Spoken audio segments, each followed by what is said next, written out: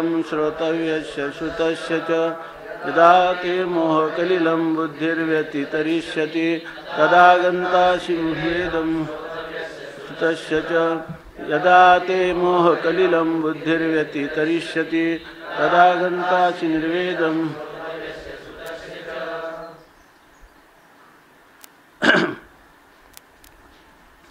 यदा ते मोहकलिलं बुद्धिर्व्यतितरिष्यति तदा गन्तासि निर्वेदं श्रोतव्यस्य श्रुतस्य च।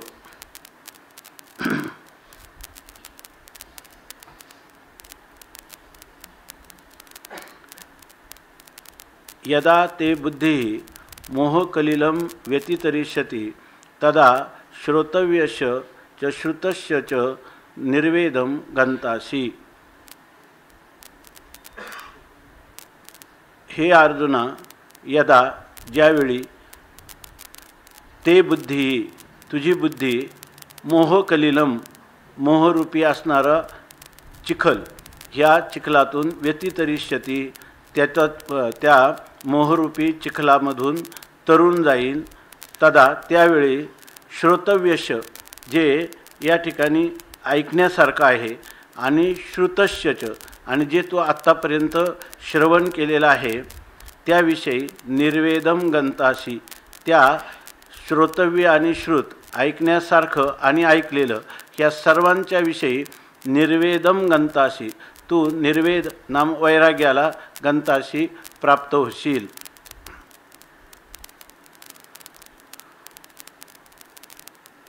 भगवान परमात्मा श्रीकृष्ण अर्जुनाला रणांगणामध्ये युद्धापासून परान्मुख होत असताना या वेद प्रतिपादित असणारं ज्ञानकांडामध्ये प्रतिपादन केलेलं जे आत्मतत्व आहे त्या आत्मतत्वाचं ब्रह्मत्वाने यथार्थ ज्ञान व्हावं आणि जाणून अर्जुन ह्या युद्धामध्ये जो तत्वज्ञानाच्या दृष्टीनं भक्ती सिद्धांत किंवा कर्मसिद्धांत या दृष्टीनं प्राप्त युद्धापासून परान्मुख होणं हे अर्जुनाला हितकारक नाही असं पाहून परोपरीचा अध्यात्म तत्वज्ञानाच्या सिद्धांताचं निरूपण अर्जुनाला केलं, परंतु अर्जुनावर हे परिणामकारी होत नाही असं पाहून त्याच्या अधिकारानुरूप त्याला आपण केलेला उपदेश व्यर्थ गेला असं नाही, त्याला आपलं गंतव्य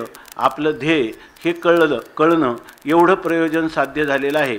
परंतु या ठिकाणी अर्जुन अजूनही भिक्षा मागता भली युद्ध न करणं हेच चांगलं आहे असं अर्जुनाचं मनोगत पाहून भगवंतांनी तू ज्या क्षत्रिय वर्णाला प्राप्त झालेला आहे सध्या जे युद्ध हे धर्माला अनुसरून प्राप्त झालेलं आहे आणि याच्यामधून युद्धापासून विन्मुख होणं परान्मुख होणं हे धर्मशास्त्राच्या देखील विरुद्ध आहे आणि युद्ध करणं हे स्वधर्ममपि चावेक्ष न विकंपितुमर्हसि धर्म्याद्धि युद्धात् श्रेयोन्यत क्षत्रियस्य न विद्यते। क्षत्रियाला हे धर्म करणं हेच कल्याणकारक आहे, किंबहुना पुढं जाऊन हेच मोक्ष फलपर्यवसायी होणार आहे असं परमात्म्याने परोपरीनं त्याला सांगितलं।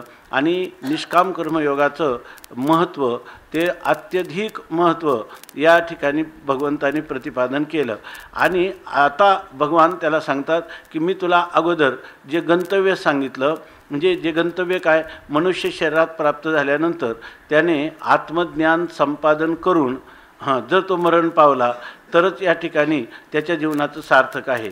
आत्मज्ञान न प्राप्त करता जर कोणी मनुष्य इहलोकातून जाईल तर त्याच्या जीवनामध्ये संपूर्ण त्याचं जीवन निरर्थक किंवा अनर्थक ठरेल। इह चेद वेदीद अथ सत्यमस्ती न चेदी हा विनष्टी महती विनष्टी। या ठिकाणी या जन्माला आल्यानंतर त्याने जर आत्मज्ञान संपादन केलं तर ते म्हणतात इह चेद अथ सत्यम असते, त्याच्या खऱ्या अर्थाने तो श्रेयाला किंवा कल्याणाला प्राप्त झाला। आणि देहपात होण्याच्या पूर्वीच्या अव्यवहित पूर्वक्षणापर्यंत जर त्याने हे आत्मज्ञान मी कोण आहे या प्रश्नाचं उत्तर त्यांनी मिळवलं नाही, तर ते म्हणतात महती विनष्टी, त्याचा महान अशा प्रकारचा सत्यानाश झाला. हे तत्त्व अर्जुनाला अगोदरच भगवंतांनी सांगितलेलं आहे. परंतु या तत्त्वाचं फल प्राप्त होण्यासाठी जो काही आलेला प्रतिबंध आहे, तो प्रतिबंध निवृत्तीचं साधन काय आहे? निष्काम कर्मयोग. म्हणून या निष्काम कर्मयोगाचं वर्णन करत असताना भगवान त्याला हळूहळू सांगतात की तुला असं समजू नको की या कर्मयोगाचं अनुष्ठान करता करता मग मला ज्ञानाचं फल दुरावेल, तर तसं नाही. या ठिकाणी ह्या कर्मयोगाने तुला ज्ञान पण प्राप्त होईल आणि त्या ज्ञानाचं फल निष्प्रतिबंध आनंदानुभूती हे सुद्धा तुला प्राप्त होईल. असा हा कर्मयोग महान आहे. हे सांगत असताना भगवान त्याला सांगतात की दुरेन ह्यवरम कर्म बुद्धियोगात धनंजय बुद्धौ शरणमन्विच्छ कृपणा हा फलहेतवा. तुझ्या सद्य परिस्थितीत प्राप्त तुला बुद्धौ शरणम अन्विच्छ, तू बुद्धीला म्हणजे ह्या निष्काम कर्मयोगाला शरण जा.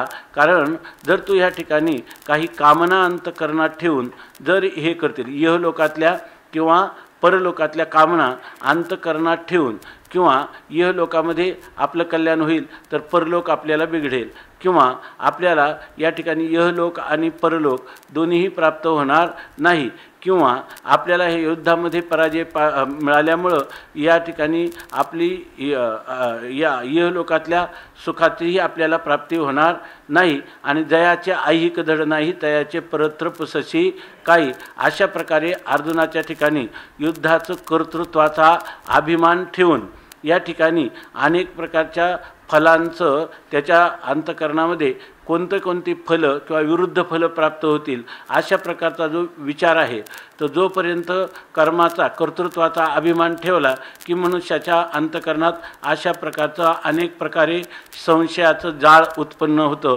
आणि त्या सगळ्या संशय जालाने अर्जुनाचा अंतकरण अभिभूत झालेला आहे असं भगवंतानी जाणलं आणि त्याला सांगितलं, कर्मयोगाचं महत्त्व सांगितलं. आणि महत्त्व सांगत असताना भगवान त्याला सांगतात ह्या निष्काम कर्मयोगाचं फल इतकं मोठं आहे, बुद्धियुक्तो जाहातीह उभे सुकृत दुष्कृते. या कर्मयोगाचं अनुष्ठान केलं असताना पुढं प्राप्त होणारी जी स्थिती आहे त्या स्थितीमध्ये तुला सुकृत आणि दुष्कृत, पाप आणि पुण्य ह्या दोघांचाही त्याग होईल. मनुष्याला जन्माला काय येतो? पाप पुण्य करूनही जन्मा येतो प्राणी. या ठिकाणी जे पाप आणि पुण्यामुळे जो जन्म प्राप्त होतो, तर ह्या पाप आणि पुण्याच्या दोन्हीचाही लेप तुला लागणार नाही. तो पापाच्या किंवा पुण्याचा कोणताही लेप न लागल्यामुळं तुला जी स्थिती प्राप्त होईल, ती स्थिती जी प्राप्त होईल ती मानवी अध्यात्मविश्वामध्ये अत्युच्च कोटीची असेल, आणि जिला सा काष्ठा सा परागती ही अशी ही स्थिती तुला प्राप्त होणार आहे. फक्त सध्या काय आहे? तस्माद योगाय युज्यस्व. तुला आता ह्या योगाचं अनुष्ठान करण्याची आवश्यकता आहे, आणि ते जर कोणतं असेल तर या ठिकाणी ह्या योगाचा अनुष्ठान, योग हा कर्मसु कौशलम.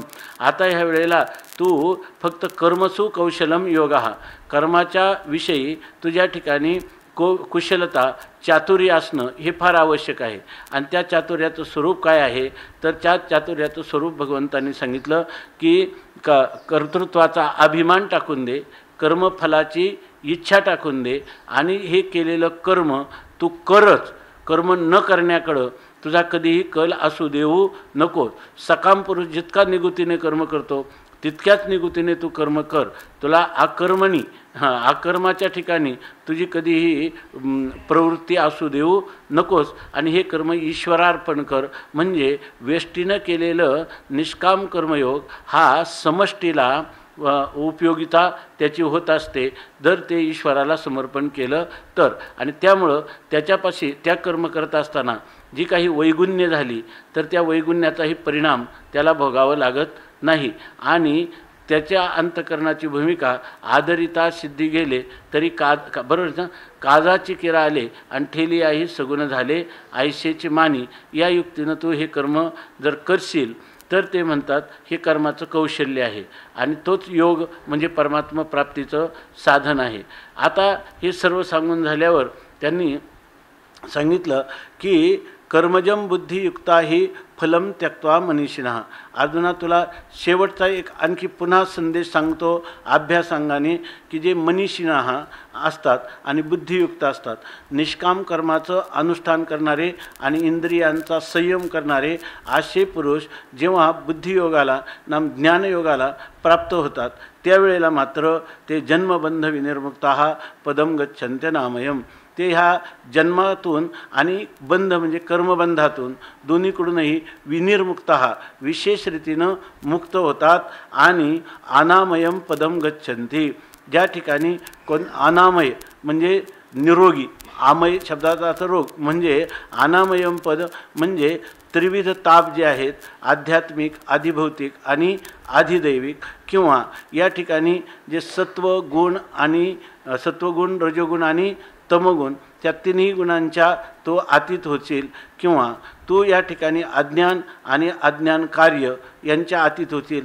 अज्ञानाचा नाश होईल आणि अज्ञान कार्याचा बाध होईल अशा प्रकारचं. किंवा तू असणारा तुझं असणारं जे कर्मबंधन आतापर्यंत होतं, ह्या जन्मबंध विनिर्मुक्तः म्हणजे ह्या कर्मबंधातून आणि जन्मबंधातून तू कायमचा मुक्त होशील किंवा तू मोक्षाला प्राप्त होशील. अशा ज्ञानाचं फल जे मोक्ष ते तुला प्राप्त होईल अशा प्रकाराने सांगितलं.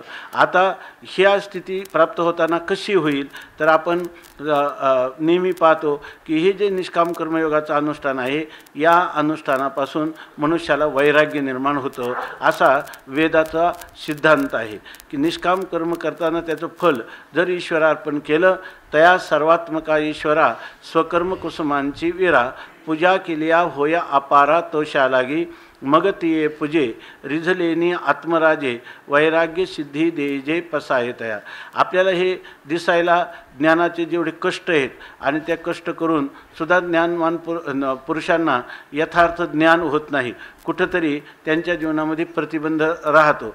परंतु जर हे इतकं सोपी गोष्ट आहे की वेदाने किंवा श्रुतीमातेने किंवा गीता मैयाने असा मानवजातीला एक आश्वासित केलेलं आहे की तुम्ही वाट्याला आलेलंच कर्म करा आणि तेच कर्म करत असताना अशा प्रकाराने करा.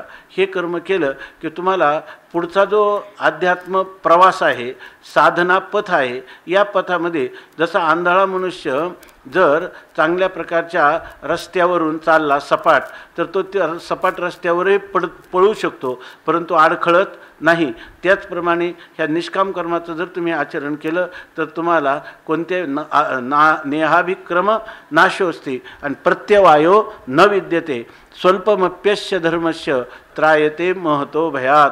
माणसाची ह्या वेद प्रतिपादित धर्मावर इतका विश्वास असला पाहिजे की वेद जे सांगेल करा म्हणून ते करायचं आणि वेद ज्याचा निषेध करतो ते करायचं नाही. अशा प्रकारची श्रद्धा असली तर त्याने काय होतं, तर वैराग्य सिद्धी देजे पसायतया. त्याला आपोआपच ह्या कर्माविषयी त्याच्या अंतःकरणात कर्मफल आणि कर्म याविषयी त्याच्या अंतःकरणात वैराग्य निर्माण होतं.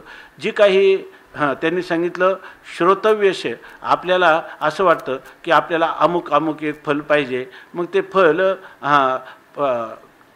कोणत्या प्रकाराने वेदामध्ये त्या फलाचं काय साधन सांगितलेलं आहे असं आपल्याला अगोदर वाटतं. कारण का, विषयी पुरुष जरी असला तरी तो वेदालाच प्रमाण मानतो. फक्त काय आहे, शास्त्राने सांगितलेलेच भोग आणि त्याने सांगितलेल्या पद्धतीनेच भोग आपल्या अंतःकरणातली इच्छा असते, भोगेच्छा. त्या भोगेच्छेची तृप्ती करायची झाली तर ती वेदातल्या साधनाप्रमाणेच तो करत असतो. परंतु हा पुरुष सकाम अशा प्रकारचं धर्मानुष्ठान करीत असतो. परंतु निष्काम कर्माचं किंवा निष्काम धर्माचं जो धर्माचा अनुष्ठान निष्काम रीतीनं करतो, तर असा जो पुरुष आहे त्या पुरुषाच्या अंतःकरणात हळूहळू वैराग्य निर्माण होत जातं. आणि तीच गोष्ट सांगतात की वैराग्य सिद्धी देजे पसायतया, त्याला वैराग्य निर्माण होतं. आता हे वैराग्य जेव्हा निर्माण होतं तेव्हाची स्थिती काय आहे, यदीह रेव विरजेत तदह रेव प्रव्रजेत. ज्या वेळेला त्याला वैराग्य निर्माण होतं त्यावेळेला त्याला ऐहिकीचे का पारत्रीचे भोग पायिक झाले या इच्छेचे परी भोगावे हे न रुचे मना माझी, अशी एक स्थिती येते की ज्या स्थितीमध्ये त्याच्या अंतकरणात इहलोकातलं किंवा परलोकातलं दिव्य असं वैषयिक सुख हे विषय पाशीही आलिया सेन रिघे काय म्हणून ना, तर त्या ठिकाणी ऐहिकाचं किंवा पारत्रीचं कोणतेही विषय त्याचे पायिक झाले, स्वतःहून आले तरी त्याला ते भोगावे हे नरुचे मना माझी, त्याला त्या विषय भोगाविषयीच्या अंतकरणामध्ये त्याला त्या विषयांच्या ठिकाणी जसं जसं मनुष्य निष्काम कर्म करील तसं तसं त्याला विषयांच्या ठिकाणी पारतंत्र्य, विषयांच्या ठिकाणी असणारे दोष, त्याचा असणारं क्षणभंगुरत्व, अनित्यत्व त्याला वाटायला लागतं आणि हळूहळू त्याला विषय हे स्वप्नातल्या मृगजळाप्रमाणे आहेत असं त्याच्या अंतकरणामध्ये धारणा होत जाते. हे एवढं ह्या निष्काम कर्मयोगाची महती आहे. आणि म्हणून भगवान त्याला सांगतात की हे वैराग्य प्राप्त झालं. कधी झालं प्राप्त? यदा ते मोहकलिलम बुद्धिर्व्यतितरिष्यति तदा गंताशी निर्वेदम श्रोतव्यस्य श्रुतस्य च. आपल्याला अगोदर श्रोतव्य आपल्याला काय आहे की श्रोतव्य पूर्वमीमांसेमध्ये आहे का उत्तर मीमांसेमध्ये आहे? उत्तर मीमांसेचं श्रवण करायचं. आत्मा वा अरे द्रष्टव्या श्रोतव्या मंतव्या निदिध्यासितव्या असं सांगितलं. आत्म्याचं जर तुम्हाला दर्शन आत्मसाक्षात्कार व्हायचा असेल तर त्याचं साधन अंतरंग साधन कोणतं आहे?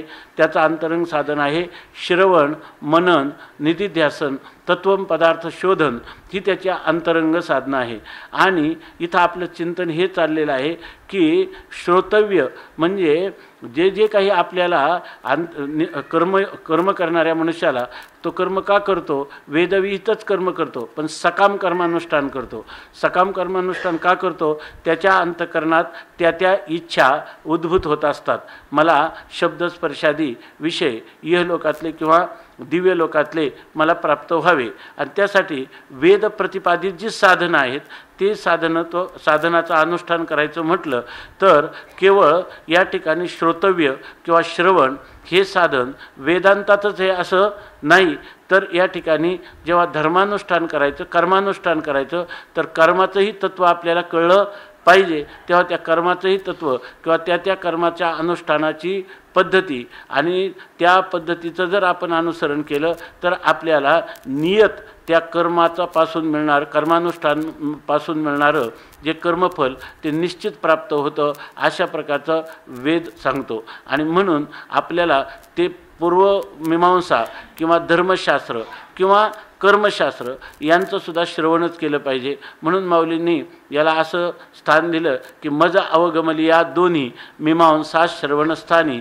बोध मदामृत मुनी आली सेविती. माऊली सांगतात की मज अवगमलिया, मी जेव्हा ह्या श्री गणेशाची वाङ्मय मूर्ती पाहतो आणि त्याचे मोठमोठे असणारे कान पाहतो तेव्हा मला वाटतं की अवगमली या दोन्ही मीमांसा. दोन्ही मीमांसा म्हणजे पूर्वमीमांसा धर्मशास्त्र कर्मशास्त्र आणि दुसरं असणारं वेदांतशास्त्र उत्तरमीमांसा. मजा अवगमली या दोन्ही मीमांसा श्रवणस्थानी, त्या श्रवणाच्या ठिकाणी आहेत. याचाच अर्थ बघा ना, उत्तरमीमांसेमध्ये जसं मूळ सूत्र आहेत ब्रह्मसूत्राच्या रूपाने तशीच पूर्वमीमांसेमध्ये देखील सूत्र आहेत. सूत्र शब्दाचं चिंतन आपण पाहून गेलो तर याप्रमाणे पूर्वमीमांसेची सूत्र आहेत. पण हा अध्यात्म विचार उत्तरमीमांसेमध्ये केवळ सूत्रामध्ये थांबला नाही. वेदातलं सार सर्वस्व सूत्रामध्ये त्या ठिकाणी व्यासाचार्यांनी आणलं, पण त्याच्यावर शंकराचार्यांनी भाष्य केलं, सुरेश्वराचार्यांनी वार्तिकं केली आणि मग ही वार्तिकांता ब्रह्मविद्या. आपल्याला जर ह्या ब्रह्मज्ञानामध्ये कुठं काही आपली बुद्धी संशयापन्न झाली तर तिला मदतीचा साह्याचा हात घ्यायचा म्हटलं तर वार्तिकारापर्यंत आपण चिंतन करतो. आता हे झालं वेदांता संबंधाने, उत्तरमीमांसा दर्शनासंबंधाने. पण जर आपण पूर्वमीमांसा पाहिली तर पूर्वमीमांसेमध्ये सुद्धा काय आहे? पहिल्यांदा सूत्र आहे, जैमिनींची सूत्र आहे. ती सूत्र त्याचे 12 अध्याय आणि 16 अध्याय मानले जातात. तर त्या 16 अध्यायामध्ये 12 अध्याय हे कर्मशास्त्राचं वर्णन करणारे आहेत आणि जे संकर्षण कांड म्हणून जो भाग आहे तो या ठिकाणी उपासनेचं वर्णन करणारा आहे. इकडं उपासनेमध्ये सुद्धा नारदांची काय आहे भक्तिसूत्र आहे, शांडिल्यांची भक्तिसूत्र आहे आणि मग त्याच्यावर भाष्य आहे. त्याच्यावरही आता काशिकानंद स्वामींनी नारद भक्तिसूत्रावर वार्तिक लिहिली 3 खंडामध्ये.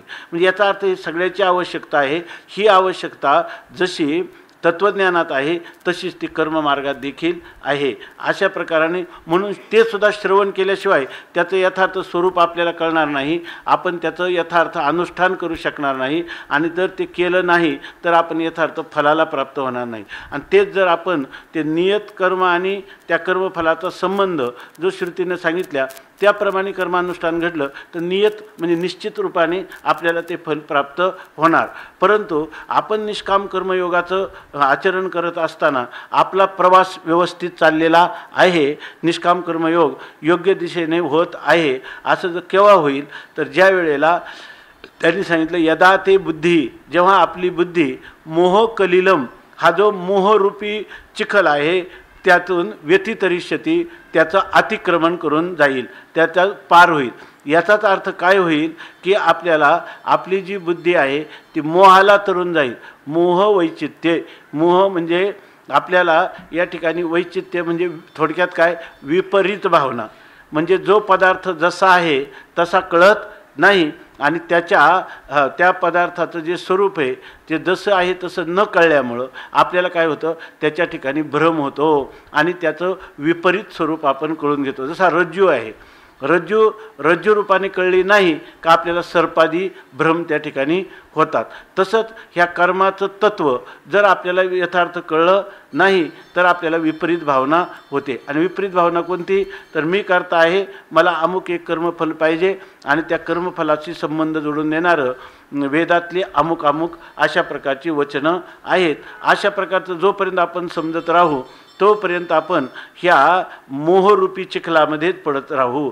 कारण मी मोहरूपी चित्त वैचित्य आपल्या स्वस्वरूपापासून आपली च्युती झालेली आहे आणि त्या ठिकाणी देहादिकांना मी समजल्यामुळं देहादिकांचे असणारे वर्ण आश्रम आणि वेदाचे असणारे नियम हे सर्व आपल्याला लागू होतात आणि ते नियम लागू करून जरी आपण वर्णाश्रम धर्माचं पालन केलं पण ते सकाम भावनेने केलं तर ते काय करेल जन्मबंधातून विनिर्मुक्त कधीही करू शकत नाही. ते कुर्वते कर्म भोगाय आणि कर्म कर्तुंच भुंजते. अशाच प्रकारचं आपल्याला कर्मापासून भोग आणि भोगापासून कर्म अशा प्रकारचं आपल्याला जे जन्ममरण परंपरा आहे ती अव्याहतपणे राहणार, कधीही खंडित होणार नाही. आणि यासाठी आपल्या जीवनामध्ये निष्काम कर्माचं अनुष्ठान केलं तर त्या मनुष्याला त्यांनी सांगितलं मोह कलिलम व्यतितरिष्यती. हा जो मोहरूपी चिखल आहे म्हणजे या ठिकाणी आपल्याला जी विपरीत भावना आहे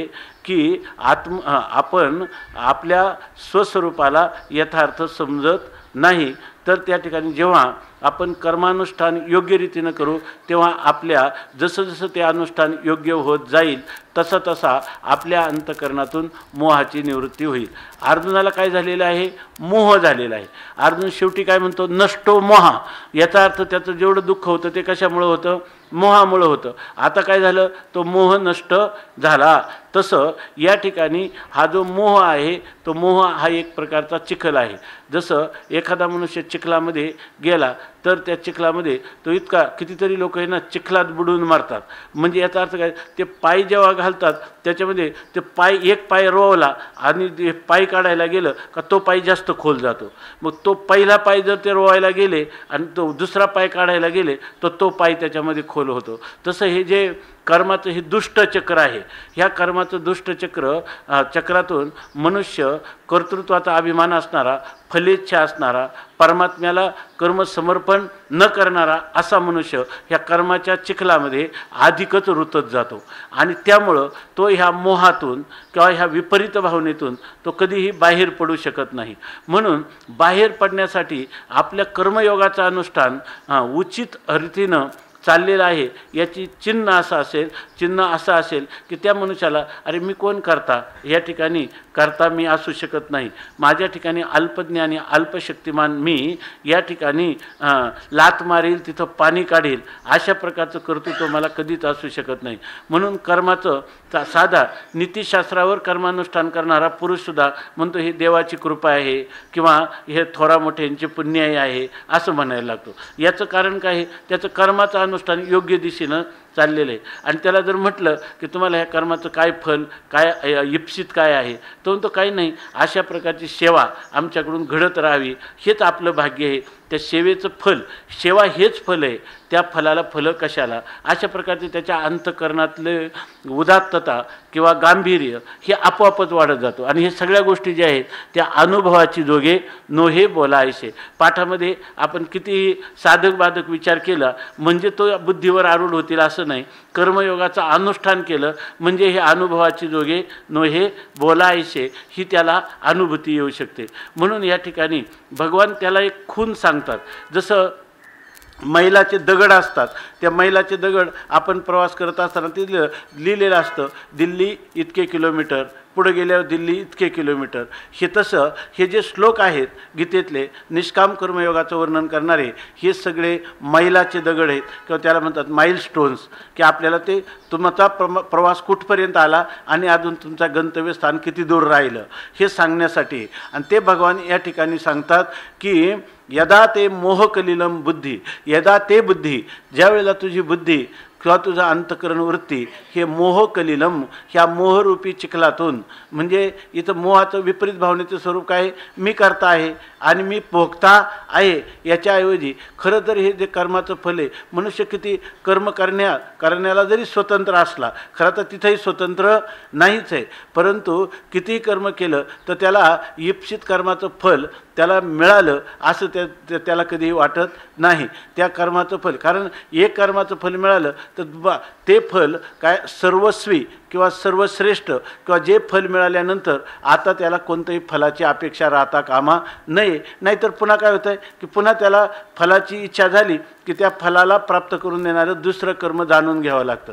म्हणजे त्याला कायम श्रोतव्य हे राहतं आणि पुन्हा त्याला श्रुतश्यचं जे त्याने ऐकलेलं आहे आणि ऐकल्यानंतर ज्याचं अनुष्ठान केलं आणि ज्याचं अनुष्ठान करायचं राहिलं तर त्याचं अनुष्ठान करणं त्याला काय अवशिष्ट असल्यामुळं त्याला आपण म्हणतो रम्य समाधान त्याला कधीच प्राप्त होत नाही.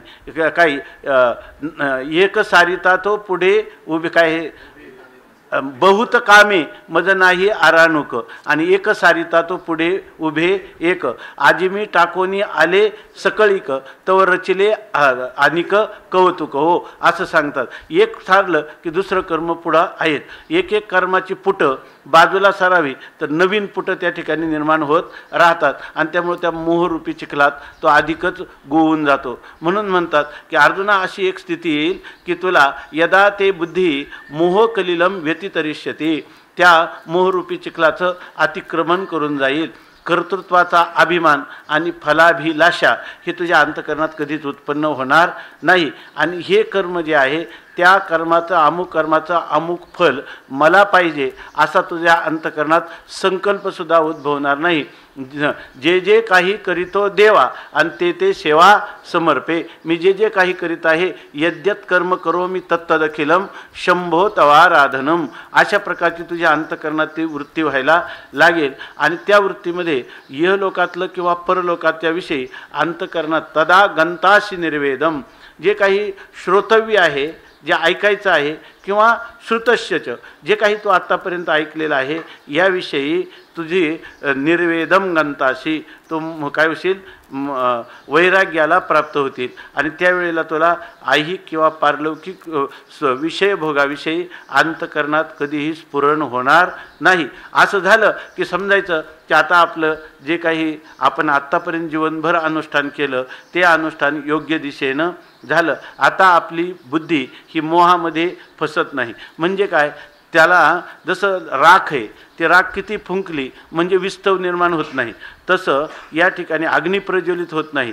त्याप्रमाणे त्याला कोणतेही विषय समोर आले तरी भोगावे हे न रुचे मना माझी, अशी स्थिती झाली की त्याला म्हणायचे तदा गंताशी निर्वेदम श्रोतव्यश श्रुतश्यच.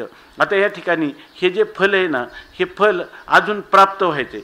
याच्यामध्ये दोन गोष्टी सांगितल्या. निष्काम कर्माने त्या मनुष्याला प्राप्त होणारी जी वैराग्य अवस्था आहे, ही वैराग्य स्थिती त्याला प्राप्त होते. आणि मग असं वैराग्य प्राप्त झालं की आता त्याला तर कर्तृत्व आणि राहिलेलंच नाही, तरीसुद्धा त्यांनी असा जो पुरुष आहे त्या पुरुषाच्या अंतकरणाची स्थिती कशी असते, तर तो पुरुष पुढं ह्या वैराग्याने युक्त झाला. हे वैराग्य हे मुमुक्षुत्वाचं पण उपलक्षण आहे, समाधी षटकाचं पण आहे आणि विवेकाचं पण आहे.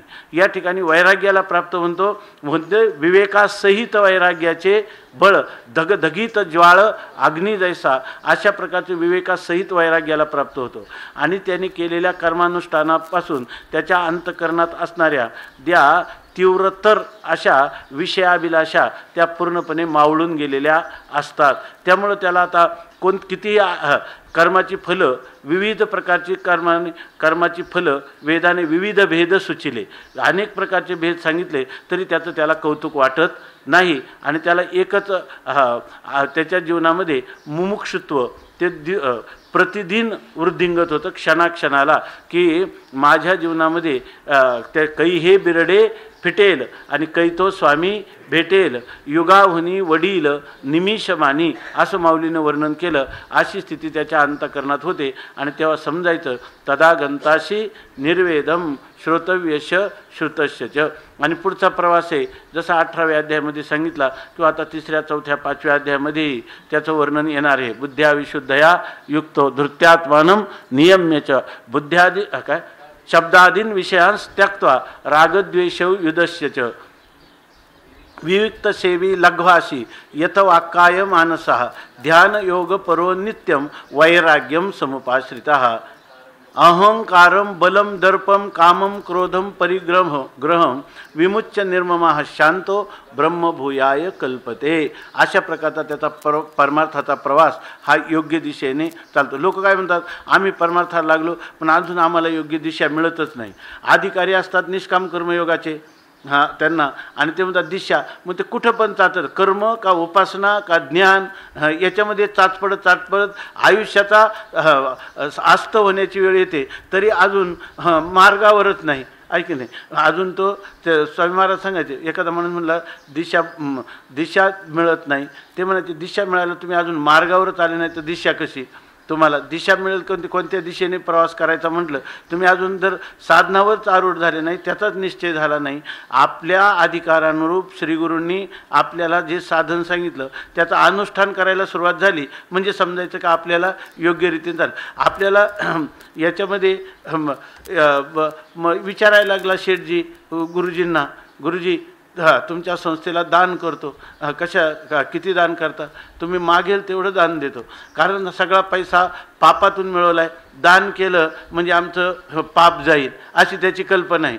म्हणजे त्याला आपलं असणारं जे काही निषिद्ध कर्माचं आचरण ते तसं ठेवून त्या पापाचा नाश, म्हणजे त्याला वाटतं की शेठजीला दिलेलं दान हे त्या पापाचं प्रायश्चित्त आहे. शास्त्राने तसं प्रायश्चित्त सांगितलं नाही. पाप केलं तर पापच जमा होणार, पुण्य केलं तेवढे जमा होणार.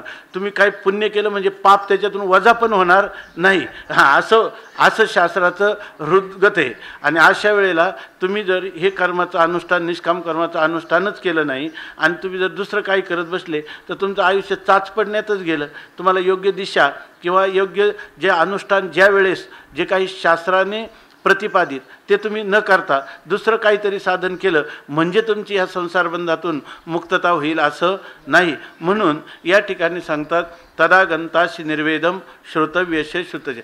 जर खरोखर मनुष्य योग्य रीतीनं परमार्थाची वाटचाल करीत असला तर त्याच्या जीवनामध्ये ह्या निष्काम कर्मयोगाचं आचरणाचं फल जर त्याला दिसलं तर ते कोणतं दिसेल? तदा श्रोतव्यशे श्रुतस्य निर्वेदम गंताशी. आता मला यह लोकातलं म्हणून या ठिकाणी सांगितलं की की यदहरेव विरजेत, ज्या क्षणी मनुष्याला वैराग्य निर्माण होईल त्याच क्षणी त्यांनी काय करावा, विरजेत, त्या ठिकाणी त्यांनी सर्वसंग परित्याग करावा, संन्यास ग्रहण करावा आणि मग संन्यास ग्रहण करून तो पुढची जी साधनं आहेत संन्यास श्रवणम कुर्यात, संन्यास घेऊन तो श्रवण मनन निधिध्यासन ह्या अंतरंग साधनाच्या द्वारा तो आपल्या गंतव्याला किंवा आपल्या स्वस्वरूपाला स्वरूपस्थितीला तो प्राप्त होतो. म्हणून म्हणतात की असं झालं जर आपलं योग्य दिशेनं प्रवास असेल तर आपल्याला आपलं जे मुक्कामाचं ठिकाण आहे ते आल्याशिवाय राहणार नाही. आणि मुक्कामात जात असताना मधले असणारे उत्तरोत्तर आपल्या ध्येयाकडे नेणारे जे काही थांबे आहेत ते थांबे पण आपल्याला लागतात.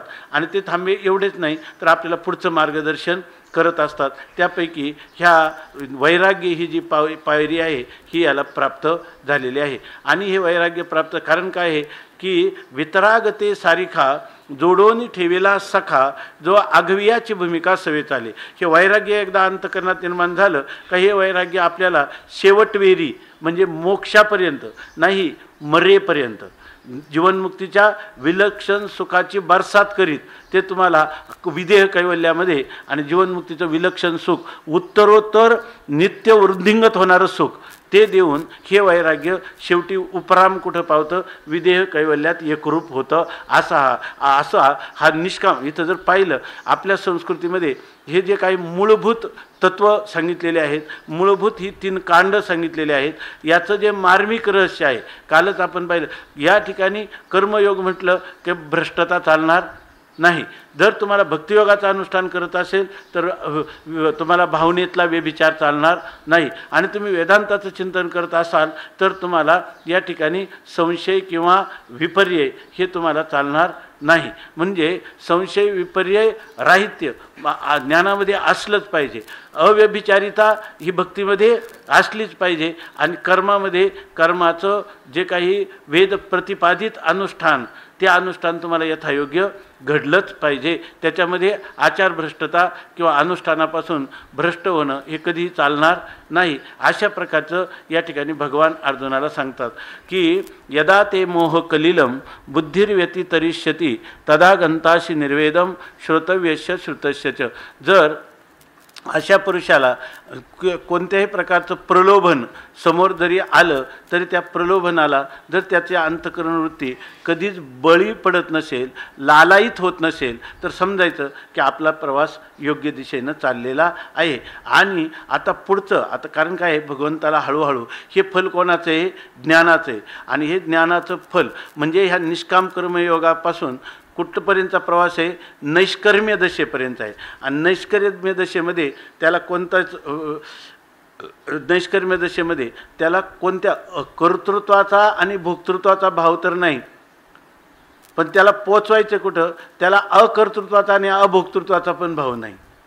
अज्ञानाचा तर भाव नाहीच नाही, पण तत्सापेक्ष अहम ब्रह्मास्मी या वृत्तीज्ञानाचाही भाव नाही. आणि अशा प्रकारचं कर्तृत्व अकर्तृत्व भोक्तृत्व अभोक्तृत्व ह्या दोन्हीपासून जर मुक्त होईल तर ती खरी मुक्ती आहे किंवा ती खरी स्थितप्रज्ञता आहे. आणि त्या स्थितप्रज्ञेपर्यंत भगवंताला अर्जुनाला पोचायचं आहे की ज्या ठिकाणी नाही पुण्याची मोजणी आणि नाही पापाची टोचणी, चाले जैसे गंगोघाचे पाणी. यासाठी भगवान अर्जुनाला हा उपदेश करत आहेत. आणि त्याला सांगताना हा श्लोक सांगितला यदा ते मोह कलिलम बुद्धिर्व्यतितरिष्यति. बुद्धीने याचं केव्हाच काय केलेलं आहे, अतिक्रमण केलेलं आहे. मग याला आता पूर्वमीमांसा ऐकायची का? आता याला पूर्वमीमांसेबद्दल वैराग्य आहे का याला उत्तरमीमांसेबद्दल पण वैराग्य आहे?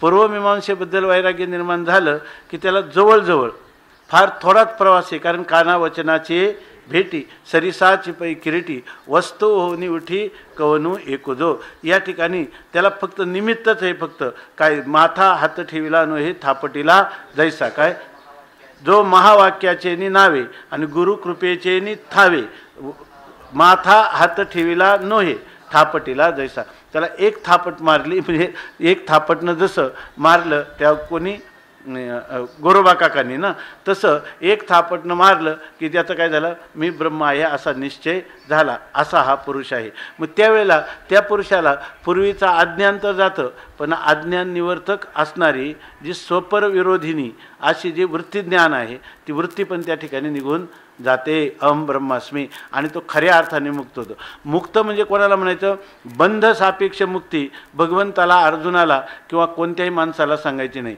ती मुक्ती कोणती, कालच सांगितलं, ऐशी मुक्ती असे सहज ते आता परिसवू तुझं. आता म्हणजे ह्या स्थितप्रज्ञ दर्शनाच्या रूपाने तुला आता त्या मुक्तीचं स्वरूप सांगायचं. मुक्ती म्हणजे नित्य असणारी मोकळीक, ते कधी बंधनात सापडलंच नाही अशा तत्वामध्ये तुझी बुद्धी जाऊन स्थिर करायची. तिलाच म्हणायची का व्यतितरिष्यती. अतिच खरं ह्या कर्मरूपी चिखलाचं अतिक्रमण करून गेलेली आहे, किंवा मोहरूपी चिखलाचं अतिक्रमण करून गेलेले आहे. म्हणजे आता पुढं भगवंताला असा एक महापुरुषाचं वर्णन सांगायचं आहे की जो नैष्कर्म्य दशेला प्राप्त झालेला आहे, आणि त्याचं नाव आहे स्थितप्रज्ञ.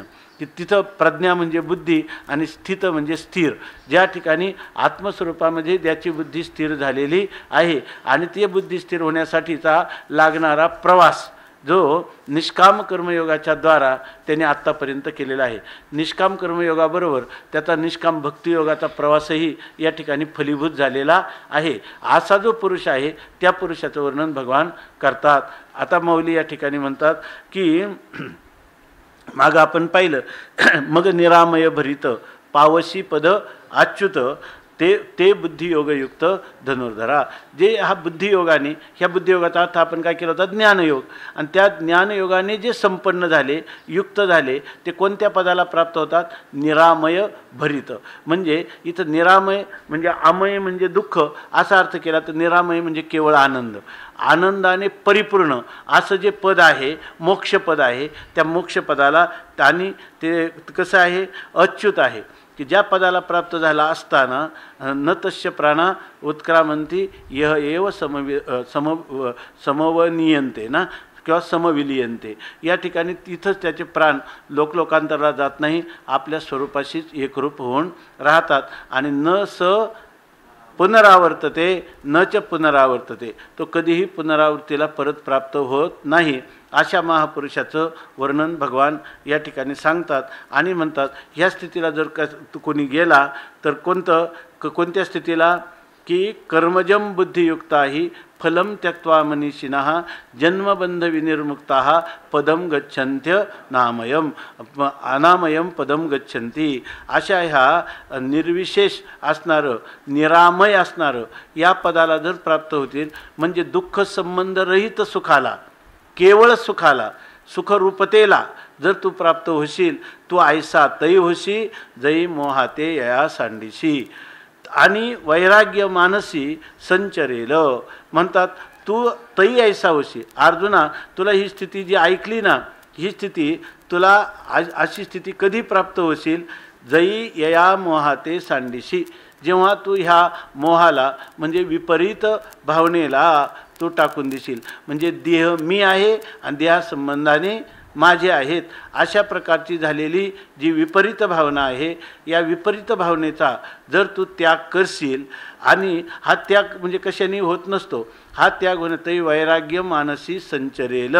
आणि जै वैराग्य मानसी संचरेल म्हणजे ह्या मोहाचा जेव्हा त्याग करशील, तर मोहाचा त्याग करणं हे काही सामान्य गोष्ट नाही. मोहाचा त्याग करणं म्हणजे ऐंद्रियक सुखाचा त्याग करणं. आणि ऐंद्रियक सुख आहे इंद्रिय आणि विषयांच्या संबंधापासून निर्माण होणारं जे सुख, ह्या सुखाचा त्याग का होत नाही, तर मोहामुळं होत नाही, विपरीत भावनेमुळं होत नाही. आणि ही विपरीत भावनेची निवृत्ती केल्याशिवाय हा मोह निवृत्त होणार नाही. किंबहुना हेच त्याचं काय आहे, विपरीत ज्ञान हेच त्या मोहाचं काय आहे, स्वरूप आहे. म्हणून या मोहाते जै सांडीचे. आणि हा मोह ज्या वेळेला तू टाकशील, त्याच वेळेला ह्या निरामय भरित अच्युत पदाला तू प्राप्त होशील. अशा प्रकारची स्थिती आहे.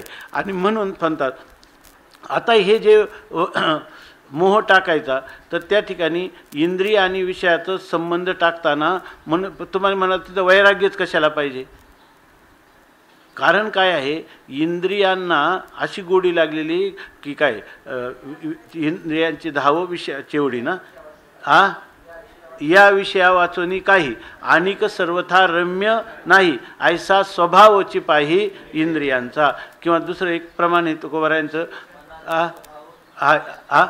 मनाचा स्वभाव इंद्रियांचे ओढी आणि पतनाची जोडी वरी हवं. किंवा नाथ महाराज सांगतात, मागच्या अनेक जन्मामध्ये ते अनादी संसार मालेच्या ठाई आणि नित्यविषय भोगिले पाही, ते ठसावले चित्ताच्या ठाई वारंवार पाही सेविता.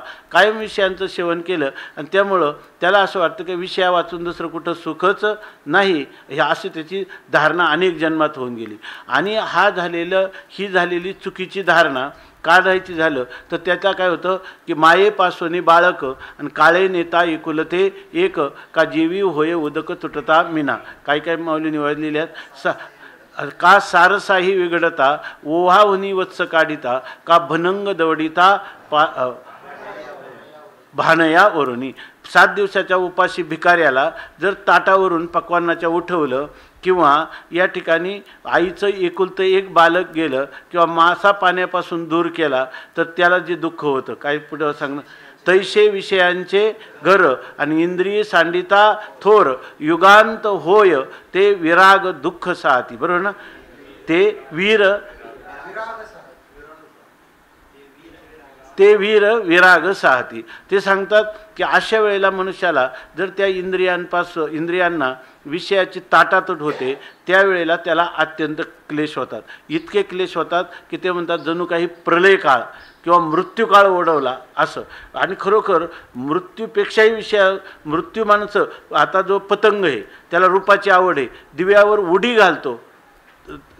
उडी घालतो आणि प्राणाला मुकतो, पण त्या रूपाविषयी इतका आकर्षित झाला. नाथ महाराजांनी जे काही त्या कोणाचा संवाद झाला तो यदू आणि अवधूत नाही, बरोबर आहे का, त्यांच्या त्या संवादामध्ये वर्णन केलेले की या ठिकाणी प्रत्येक एका इंद्रियाच्या एका विषयाने काय केलेले, त्या मनुष्याला मृत्यूला प्राप्त करून दिलेलं आहे. म्हणून विषय भोगेच्छा हीच काय आहे, मृत्यूच्या जवळ देणारी सगळ्यात जास्त जवळची गोष्ट आहे. जर तुम्हाला मृत्यूच्या जवळ जायचं असेल तर विषयावर अत्यंत प्रीती करा. म्हणजे त्या ठिकाणी प्रीतीमुळं गेला तो कोण पतंग दिव्यावर, तर काय झालं, मरण पावला. प्रत्येक विषयाने यांनी तर लिहिलं, विवेक चूडामणीमध्ये लिहिलं ना, एक विषय जो आहे तो एका जीवाचा घात करतो की नाही. आणि ज्या माणसाच्या ठिकाणी 5 विषय एकवटून आले त्याचं काय होणार, अशा प्रकारची स्थिती आहे. म्हणून काय होतं की ज्या वेळेला इंद्रिय आणि विषय यांची ताटातूट होते तेव्हा जीवाला अत्यंत वेदना होतात. आणि अशा वेळेला ह्याला सामोरा जाण्यासाठी त्यांना त्या प्रतिबंधाला निवृत्त करण्यासाठी त्याच्याजवळ कोणतं साधन आहे, असलं पाहिजे, केवळ वैराग्य, दुसरं कोणतं नाही. म्हणून त्यांनी सांगितलं. आणि ते वैराग्य कुठं, तर आघवियाची भूमिका सवेच आले. जेवढ्या परमार्थातल्या भूमिका असतील त्या सगळ्या भूमिका आपल्या, असंही नाही वैराग्य निर्माण झालं आणि आपलं काम झालं, असं नाही. तर त्या ठिकाणी आपलं काम झाल्यानंतर म्हणजे तत्त्वज्ञान झाल्यानंतरही वैराग्य आवश्यक आहे असं ज्ञानोबाराय सांगतात. जीवनमुक्ती विवेकामध्ये विद्यारण्य स्वामी सांगतात. आणि खरं पाहिलं तर हेच काय आहे, वेदाचं पण मनोगत आहे. म्हणून आघवियाची भूमिका सर्व तुम्ही म्हणा सत्वापत्ती असंशक्ती पदार्थाभाविनी तुर्यगा या सगळ्याच अवस्थांपर्यंत असलं पाहिजे. भागवतसुद्धा काय सांगतो, हीच गोष्ट सांगतो. म्हणून या ठिकाणी सांगतात तर काय, तो ऐसा तई होशी जै मोहाते या सांडीशी. तो असा तेव्हा होशील का जेव्हा मोहाचा परित्याग करेल. पण मोहाचा परित्याग कधी होईल, जै वैराग्य मानसी संचरेल. जर अंतकरणामध्ये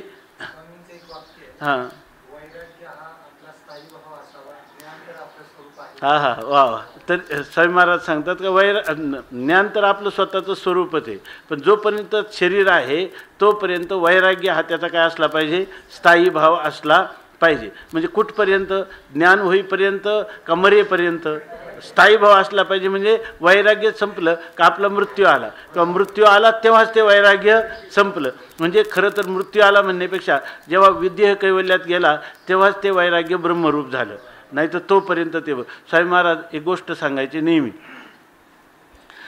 एक महात्मा होता आणि त्या महात्मा अत्यंत वैराग्य संपन्न परमहंस परिव्राजकाचार्य एका कुटियामध्ये राहत होता आणि त्या कुटियाच्या समोरच एका वेश्येचं घर होतं, वेश्येचा बंगला होता. तर ती नेहमी चिंतन करायची की हा जो महात्मा आहे तर हा महात्मा आता यांनी वैराग्य धारण केलेले आहे, परंतु याच्या वैराग्याला कधीतरी कलंक लागेलच की नाही, कधीतरी याचं वैराग्य म्हणजे वैराग्यापासून हा च्युत होईल की नाही, आणि हे काय कायमचं टिकणार आहे का असं तिला वाटायचं. तिचं वैषयिक आपल्या शरीराचा विक्रय करून उपजीविका चालवणारी ती बिचारी स्त्री. पण तिनं एक दिवस ते मधुकरीला चालले असताना तिनं विचारलं त्यांना की क्या ये सफेदी ऐशी जाएंगी, म्हणजे तुमची जी सफेदी म्हणजे तुमचं जे श्वेतता शुद्धता ही अशी शेवटपर्यंत जाणार आहे का. तर ते म्हणे की बाद में बता दूंगा, तुला काही काळाने बाळ सांगेल असं त्यांनी सांगितलं. त्यांनी कब पूछेंगे, त्यांनी सांगितलं 3 साल के बाद. तर त्यांनी 3 वर्षानंतर तिनं पुन्हा त्यांना विचारलं क्या हे सफेदी ऐशी जाएंगी. ते म्हटले की मी तुला 3 महिन्यानंतर सांगेल. नंतर तिनं पुन्हा विचारलं 3 महिन्यानंतर. ते म्हटले की मी तुला आता ही गोष्ट 8 दिवसांनी सांगेल. आणि ज्या दिवशी 8 दिवसांनी तिनं विचारलं तेव्हा त्यांनी सांगितलं हां ये बेटा ये सफेदी ऐशी ही जाएंगी. तर ते म्हणे मग हेच उत्तर तुम्ही मला 3 वर्षापूर्वी का दिलं नाही. त्यानं विचारलं तर त्यांनी सांगितलं 3 वर्षापूर्वी तुला उत्तर दिलं असतं, पण 3 वर्ष जायचे होते, आता कुठं वेळ जाणार नाही, मी आता घरात पोचलो की माझं प्राणोत्क्रमण होणार आहे, त्यामुळे आता हे सफेदी ऐशीही जाएंगी. यालाच म्हणतात वितरागते सारिखा जोडोनी ठेविला सखा, जो आगवियाची भूमिका सवेत आली. सर्व ह्या भूमिका कुठपर्यंत तर वैराग्य हा आपला स्थायी भाव असला पाहिजे, आणि ज्ञान हे तर आपलं काय आहे स्वरूपच आहे. याच्यात महत्त्वाची गोष्ट ज्ञान हे स्वरूपच आहे, कौतुक नाही, पण वैराग्य हा स्थायी भाव प्रयत्नपूर्वक असला पाहिजे हे कौतुकास्पद आहे. म्हणून या ठिकाणी सांगतात आणि वैराग्य मानसी संचरेल. जर तुमच्या अंतकरणात वैराग्याचा संचार होत असेल तर तू काय होईल ह्या मोहाला सहज टाकू शकतो. आणि वैराग्य नाही आणि मोहाची निवृत्ती झाली असं कधी होणार नाही. आणि अशा स्थितीला प्राप्त झाला की मग तुला गुरुची जेव्हा भेट होईल त्यावेळेला गुरु तुला जो तत्वमसी महावाक्याचा उपदेश करतील त्यावेळेला तुझ्या स्वरूपाचं तुला दृढ अपरोक्ष ज्ञान होईल. आणि मग त्या ज्ञानामध्ये संशय आणि विपर्याचा कलंक कधीच राहणार नाही. मग निष्कळंक गहन उपजेल आत्मज्ञान आणि तेने निचाडे होईल मन आपैसे तुझे. ह्या पहिल्यांदा वैराग्याने प्रयत्नपूर्वक विषयांचा परित्याग करायचा. नंतर ज्या वेळेला तुला निष्कलंक कलंक कोणता आहे, संशय आणि विपरीत भावना हाच ज्ञानाचा काय आहे कलंक. तर या ठिकाणी हे निष्कलंक गहन याचे 2 सांगितलं आणि हे अत्यंत गंभीर. हे गहन निष्कलंक हा जो शब्द आहे ना, मग निष्कलंक म्हणजे निर्दोष अशा प्रकारचं, म्हणजे ज्याच्यामध्ये संशय आणि विपर्य नाही अशा प्रकारचं ज्ञान तुला दृढ अपरोक्ष ज्ञान. आणि ते पुन्हा कसं गहन म्हणजे गंभीर कोणतं आहे, अज्ञानाचं निवर्तक असं अहम ब्रह्मास्मी वृत्ती ज्ञान आहे ते गहन नाही. गहन कोणतं आहे की वृत्ती हे निवृत्ती झाली आणि जन न दिसे तेथे, हे गहन आहे. हे गहन आहे याचा अर्थ याच्यामध्ये वृत्तीचा सुद्धा कलंक त्याच्या ठिकाणी नाही, असं निर्वृत्तिक असणारं जे आपलं स्वतःसिद्ध स्वयंप्रकाश असं आत्मस्वरूप त्यालाच अवशिष्ट ठेवणं हे काय आहे गहन, की जे कोणाला विषय होत नाही आणि ज्याला कोणी विषय करीत नाही हेच गहन होईल ना, हे त्याच्यातलं गहनत्व आहे. आणि निष्कलंकत्व कोणतं आहे की त्याच्यामध्ये विपर्य आणि संशय रहित होणं, प्रमाणगत संशय नाही, प्रमेयगत संशय नाही, विपरीत भावना नाही, असं जे ज्ञान आहे ते निष्कलंक ज्ञान आहे. हां ठीक आहे ना, अविद्या आणि अविद्या कार्याचा त्याच्या ठिकाणी संबंध नाही अशा प्रकारचं. आणि त्याच्या ठिकाणी अविद्या सापेक्ष असणाऱ्या विद्येचा देखील स्पर्श नाही, म्हणजे वृत्तीज्ञानाचा देखील त्याच्या ठिकाणी संबंध नाही, असं ते निष्कळंक गहन उपजेल आत्मज्ञान, ते आत्मज्ञान होईल. दुसरी काय होईल त्याच्यामुळं तेने निचाडे होईल मन आपैसे तुझे. तर त्यावेळेला प्रयत्न नाही करावा लागत, आपैसे स्वाभाविकच तुझ्या मनामध्ये काही निचाड होईल, म्हणजे तुझ्या मनात कोणत्याही इच्छेचा उद्भव होणार नाही. मला अमुक पाहिजे आणि अमुक नको असं तुला कोणत्याही गोष्टीची प्राप्तीची इच्छा नाही आणि निवृत्तीचीही इच्छा नाही. प्रवृत्ती निवृत्तीचे ग्रासून काय प्रवृत्ती निवृत्तीचे आटोनिया भाग आणि उतरिले चांग रसायन ज्ञानाग्नी हुताशी कडशिले ओजा आत्मसिद्धी लागा आत्मसिद्धी काजा लागोनिया. पुढं काय ब्रह्मी ब्रह्मरस सिद्ध झाला पाक आणि घेतला रुचक प्रतिती मुखे. पुढं काय आरोग्यता तुका पावला अष्टांगी आणि पुढं काय काय माहिती आरोग्यता तुका पावला अष्टांगी. हा जो अभंग आहे ह्या अभंगामध्ये जी काही स्थिती वर्णन केलेली त्यांना म्हणतात तेने निचाडे होईल मन अपैसे तुझे. आपल्या मनातल्या इच्छेचा परित्याग करावा वाटतो ना तोपर्यंत अजून अपरिपक्वता आहे.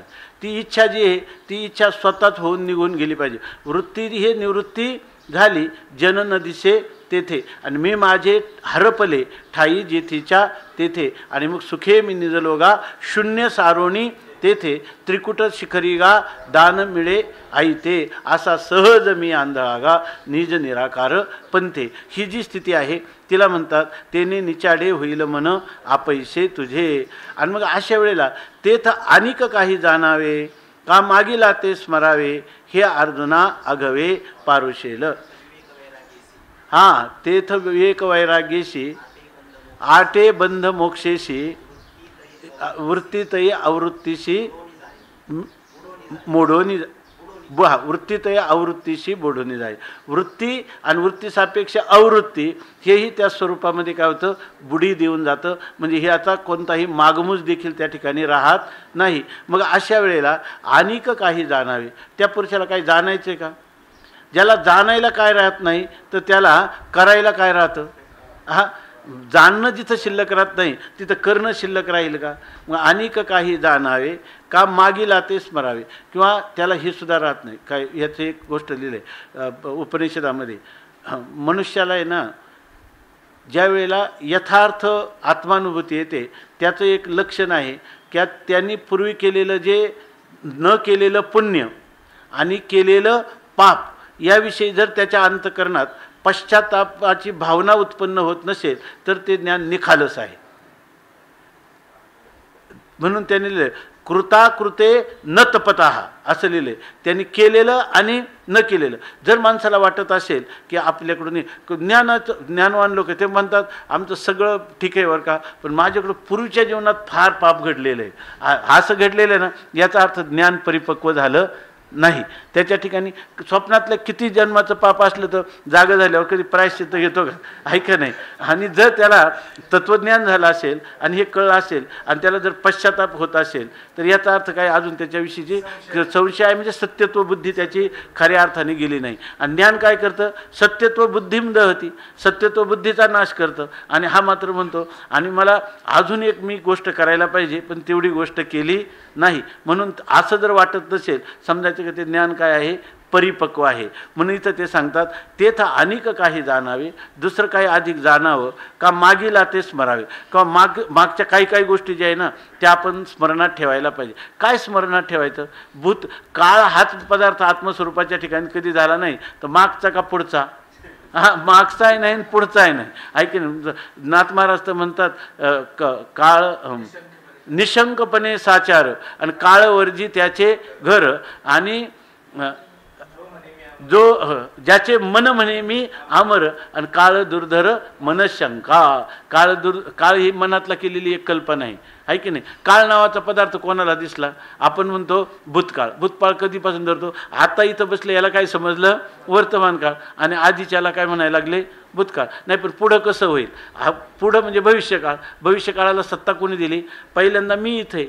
बरं ह्या सगळ्या दिशा आहेत ह्या दिशांना कोणी सत्ता दिली मीच दिली. म्हणजे याच्यावर माझ्यावर केलेल्या ह्या दिशा आणि काळ ह्या कल्पना आहे. आता मी इथं बसलो ही कोणती दिशा आहे दक्षिण ना उत्तर दिशेला तोंड केलं का उजव्या हाताची पूर्व आणि डाव्या हाताची पश्चिम. आणि मीच जर पुन्हा आता दक्षिणेकडे तोंड केलं का मी म्हणणार उजव्या हाताची पश्चिम आणि डाव्या हाताची पूर्व आहे की नाही. ह्या सगळ्या काय आहेत केवळ कल्पनाच केलेल्या आहेत.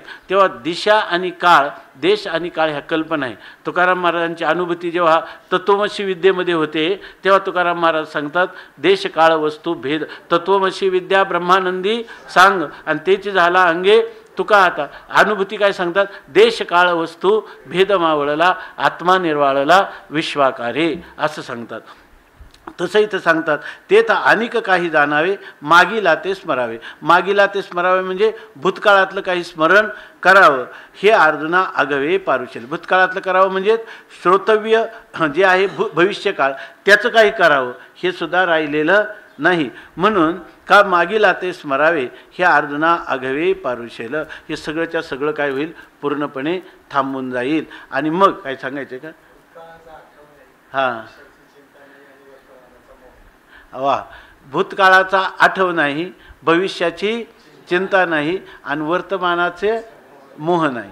वर्तमान काळात असंच झालं पाहिजे, कारण काय मोह कलिलम तरिष्यती. त्यामुळे वर्तमान काळात मोह नाही, भूतकाळाची चिंता नाही, भूतकाळाची आठवण नाही आणि भविष्यकाळाची चिंता नाही, असं जीवन.